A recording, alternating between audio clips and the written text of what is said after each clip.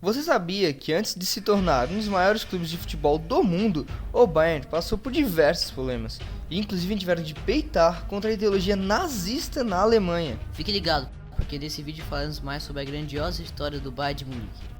E aí, seus migué, tudo certo? O meu nome é Lucas E eu sou o Thales. e esse é o canal Astronautas de Bermuda.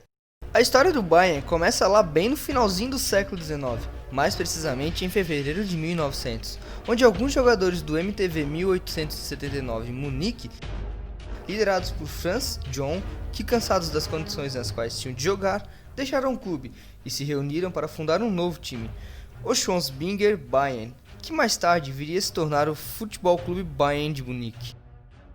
O primeiro escudo do clube era basicamente uma bandeira com listras azuis e brancas simbolizando as cores do estado da Baviera, e a abreviação do nome do time bem no centro. Bem simples, né? Mas não durou muito tempo, pois pouco depois eles tiraram a bandeira e deixaram apenas a abreviação com as cores do estado. Inicialmente o time estava indo muito bem, tendo até ganhado jogos com goleadas, mas lá por 1905 o clube passou por vários problemas financeiros e não tinha um estádio próprio para mandar seus jogos. Então veio a brilhante ideia de se fundirem a outro clube, o Münchner Sport Club, com a promessa de que manteriam e jogariam com as cores desse clube, que eram vermelho e branco. Antes o Bayern possuía as cores azul e branca. Essa união trouxe alterações no escudo do clube bávaro também. Com a união, o sucesso foi chegando e já em 1910 o time ganhou o primeiro título de mais prestígio, ganhando um campeonato que funcionava como estadual da Baviera. Neste mesmo ano teve o primeiro atleta convocado para a seleção, seu nome era Max Geber. Vinculando já com uma das principais equipes de Munique, o Bayern já chegava à marca de mais de 700 membros em meados dos anos 20. Nessa altura, o Bayern já havia se separado do Münchner Sport Club e mudado sua logo mais de uma vez. Muitas vezes, na verdade, mas depois a gente fala disso. O clube caminhava com suas próprias pernas para assumir um papel de destaque no cenário nacional. Mesmo com as consequências impostas aos alemães por uma coisinha chamada Tratado de Versalhes, onde após o fim da Primeira Guerra, a crise no país estava grande. O clube conseguiu se manter graças a membros e comerciantes da cidade, impedindo assim que sofresse mais com a crise. Então, com o time unido, cada vez mais sócios e com um aumento considerável de torcedores, o Bayern se viu obrigado a mudar de estádio, mudando então para o Grünwald Stadion, que também era a casa do seu rival, o TSV 1860 Munique. O ano de 1926 marcou mais uma subida de patamar para o clube, com o vencimento do campeonato sul-alemão, que funcionava como um regional dos estados do sul da Alemanha, incluindo a Baviera. Esse feito fez o time se classificar para o então campeonato nacional alemão, mas não obteve muito sucesso logo de cara, sendo sempre eliminado. Até que no ano de 1932, o time conseguiu um feito incrível, vencendo o campeonato nacional pela primeira vez, derrotando o Eintracht Frankfurt pelo placar de 2-0. O troféu Vitória se tornou a maior conquista do clube até então. Imagina o peso desse troféu.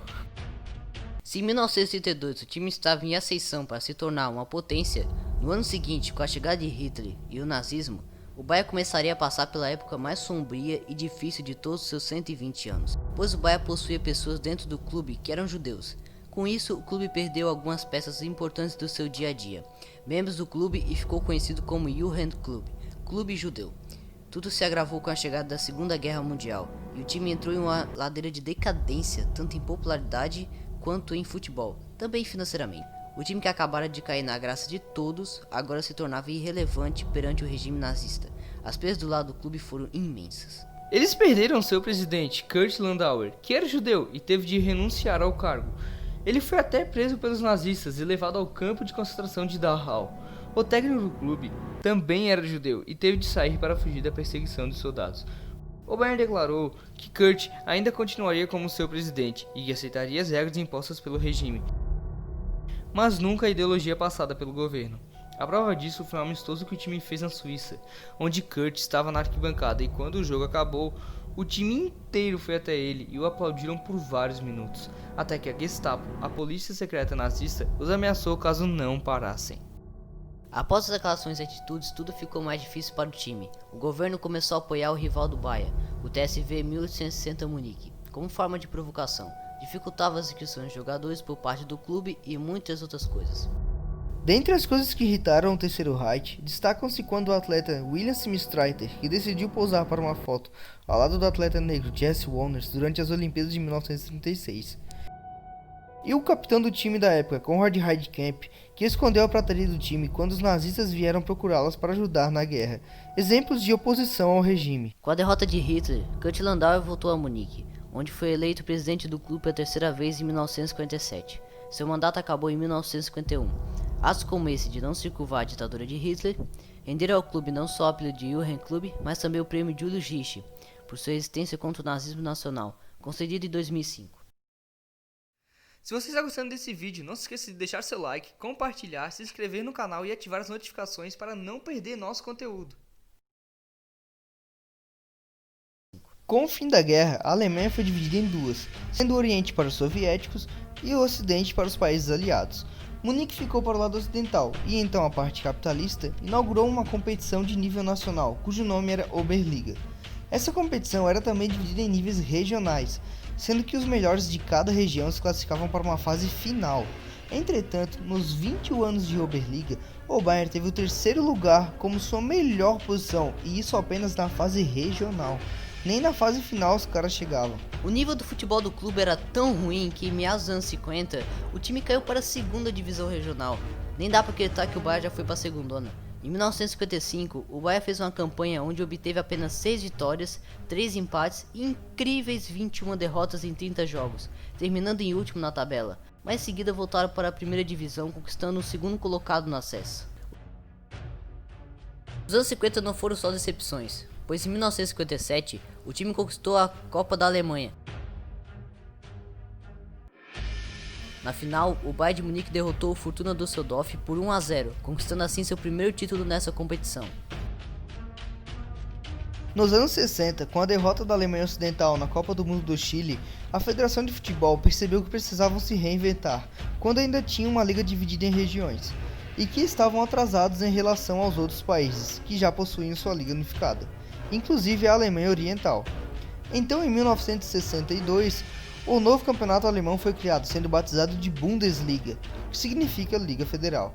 A Bundesliga foi fundada com a competição tendo 16 participantes, mas o Bayern ficou de fora da primeira temporada, pois na última Oberliga havia ficado em terceiro e seu rival, o TSV 1860 Munique, ficou em primeiro, sendo assim o escolhido para representar a região sul. O Bayern foi para a segundona. Na segunda divisão, o time estava com a situação financeira bem apertada e teve de dispensar alguns jogadores, dando assim espaço para jogadores da base subirem.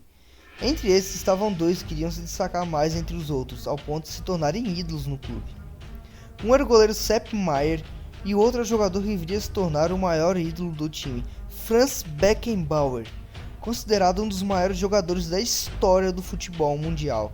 Na seleção alemã, esses dois vinculam no topo das estrelas, juntamente com o atacante Gerd Müller, que também se tornou uma lenda jogando pelo Bayern. Vindo do TSV 1861 Nordling, Gerd Müller, ao lado de Beckenbauer e Maier, puxaram o Bayern para entrar em uma era de grandes glórias e encaminhando o clube para o topo da hegemonia no país.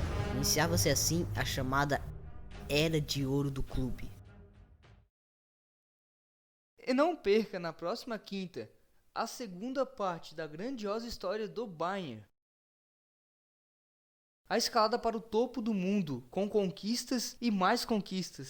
Se você gostou desse vídeo, não se esqueça de deixar seu like, compartilhar, se inscrever no canal, assim você estará nos ajudando. Ative as notificações para não perder nosso conteúdo e deixe nos comentários sugestões de conteúdo.